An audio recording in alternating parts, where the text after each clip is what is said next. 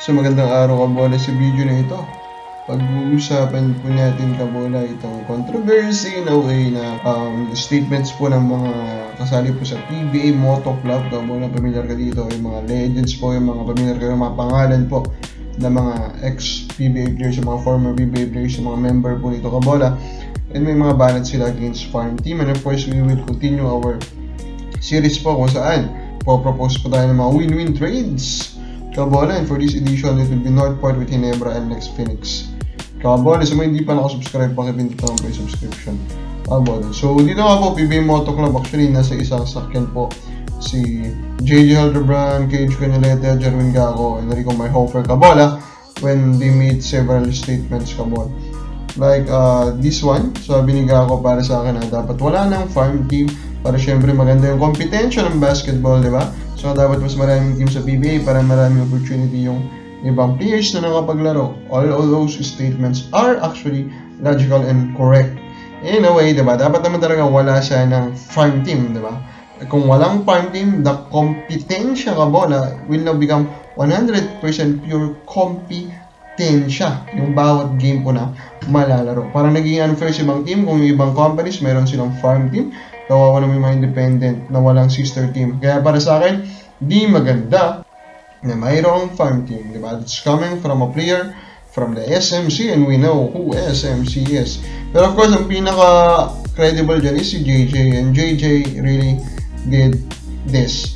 Wala ng drill kasi yung PBA, that's actually a big point. Hindi katulad dati yung time na tayo naglalaro even before pantay-pantay. Dati yung Air 21, pumasok pa ng finals. Yan, alam mo na kung sino ang papasok ng finals, apat lang yan, alam nyo na kung sino kabola. Ano malamang ang binabanggit na dyan is the 3 SMC teams, and then of course, TNT. Pero actually, may Meralco Balls pa yun, makapasok sa finals. Kabola, so, that's also true, di ba? Maraming portion na ng thrill ng PBA, unti-unting nawawala kabola. And again, the number one reason is farm team, di ba?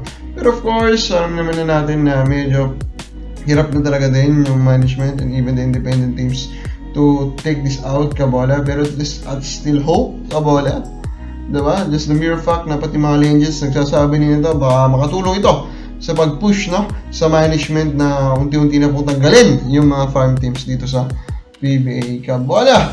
And now here is our suggestions kabola for Northport, Ginebra Northport, Jeremiah Gray, Jason David, 2 future firsts for Arvin Tolentino kabola. So of course we heard the rumor that Arvin Tolentino is interested to go back to Ginebra kabola. So how about Northport taking advantage of that and getting Jeremiah Gray? Yes, I know that he is injured, but still the potential is there. Pag bumalik po siya, kahit hindi siya maglalaro din sa next season.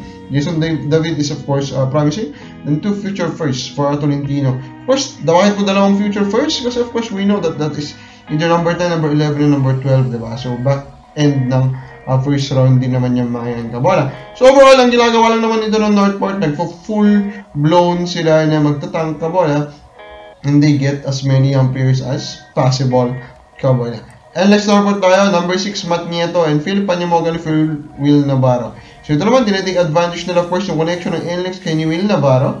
Just in case gusto po ng MVP team na mapunta po ulit sa pader nila si Navarro kabola, they will give up quite a ransom, diba? Number 6 and Matt Nieto. Of course, Matt Nieto is a promising young guard, although of course the potential is not that high kabola. And Philip Panymogan, he is a reliable guard scorer. Then the number 6 is the number 6 pick, especially in a deep draft. That can be a valuable thing to have for Northport. And Phoenix Northport, number 6 Troy Wright, Ken Salado for Tyler Teo. So ginagawa ng Phoenix dito kabola is simply taking advantage or selling high kay Tyler Teo. Although I'm really high din naman kay Tyler Teo. I think he has the potential to become a face of the PBA type of player. Pero of course, talagang dapat mag-blossom pa or gumaling pa siya sa paglalaro niya. Pero this is all about Troy Wright na kung gusto niyang bumalik kabola. I think Troy Wright is really special.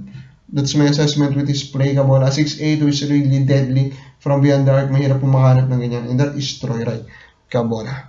So kabola sa palagay mo, saan dito yung pinaka-win-win na trade? Comment lang po sa baba.